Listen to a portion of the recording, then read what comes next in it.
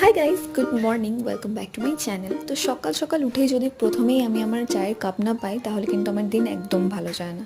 তো যাই হোক, কিছুদিন ধরে আমি একটু হেলদি ব্রেকফাস্ট করার চেষ্টা করছি। এমনিতে মোস্ট অফ দ্য টাইম আমি ব্রেকফাস্ট স্কিপ করে দিই, সেটা পরের কথা। তো তা করতে না করতেই আমার একটা পার্সেল এলো, সেটা নিয়ে উঠতে না উঠতেই আবার আরেকটা পার্সেল এলো। তো দিন রাত উপর নিচ করতে করতে আমার একদম মাথা পাগল হয়ে যায়। যাই হোক, মেক করে এসছি, ক্লাসে তো যেতেই হবে। আর টোটো পাচ্ছিলাম না, মুখটা দেখেই বুঝতে পারছো ফ্রাস্ট্রেটেড।